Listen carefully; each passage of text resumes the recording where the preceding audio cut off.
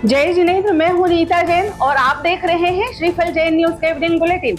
आज के इस बुलेटिन में नजर रहेगी दिन भर की प्रमुख खबरों पर। तो चलिए शुरुआत करते हैं आज के बुलेटिन की। इससे पहले अंतर्मुखी मुनि श्री पूज्य सागर जी महाराज की डायरी से आज की 3 बात। यादें हमारे अनुभवों का संग्रह होती है। यादें हमें भावनात्मक समर्थन प्रदान करती है। यादें हमें स्मृतियों का आनंद लेने का अवसर प्रदान करती है। मध्य प्रदेश के शिवपुरी जिले में स्थित गोलाकोट जैन तीर्थ आज देश भर में श्रद्धालुओं के लिए आस्था और विकास का अद्भुत संगम बन चुका है। गोलाकार पहाड़ों के बीच बसे इस तीर्थ का विकास आचार्य श्री विद्यासागर जी महाराज के आशीर्वाद और मुनि श्री सुधा सागर जी के निर्देशन में किया जा रहा है। यहाँ भगवान आदिनाथ का विशाल जिनालय लगभग तैयार है। त्रिकाल चौबीसी के लिए 24 जिनालय बन रहे हैं। भव्य धर्मशाला, 150 सीटर भोजशाला और 200 लोगों की क्षमता वाला वातानुकूलित सभागार इसकी भव्यता को और बढ़ाते हैं। दिल्ली के राजधानी परिवार द्वारा निर्मित 30 कमरों का हाईटेक अतिथि गृह, जिसकी समस्त आय मंदिर कमेटी को समर्पित है, इसे तीर्थ सेवा का उदाहरण माना जा रहा है।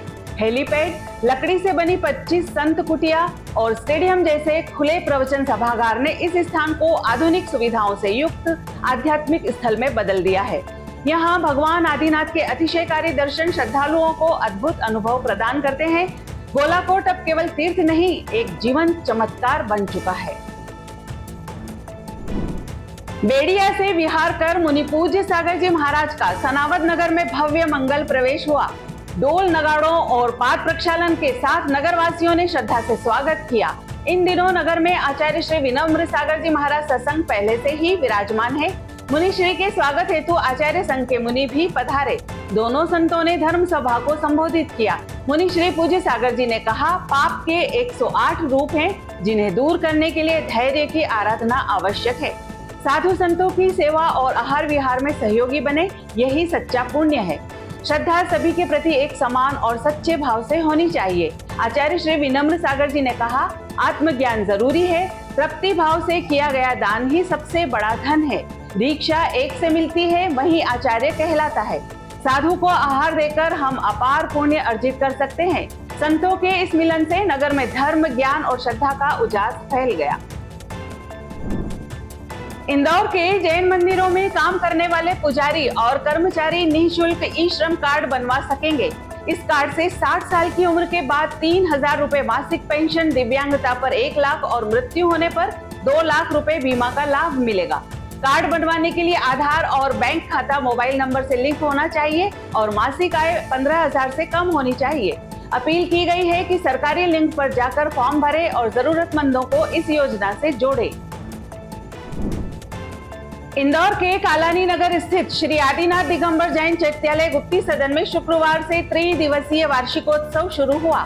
उपाध्याय गुप्ती सागर जी के आशीर्वाद से 13 जून को 64 रिद्धि अर्घ्य समर्पण, मुनि श्री सिद्धांत सागर जी के प्रवचन और निःशुल्क दंत परीक्षण शिविर हुआ। शाम को आरती और धर्म संस्कृति पर विद्वत संगोष्ठी हुई। 14 जून से 24 घंटे का भक्तामर पाठ शुरू होगा और 15 जून को इसका समापन विश्व शांति यज्ञ और शोभा यात्रा के साथ होगा। रात को पितृ दिवस पर विशेष आयोजन रखा गया है। आयोजकों ने सभी समाजजनों से सहभाग की अपील की है। पट्टाचार्य विशुद्ध सागर जी सत्संग विदिशा में विराजमान है।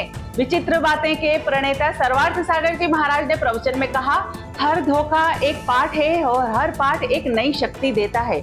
उन्होंने भावनाओं की गहराई पर बोलते हुए कहा कि दिल धोखे में है और धोखेबाज दिल में, लेकिन विश्वास करना ना छोड़े, बस सीखे कि किस पर करना है।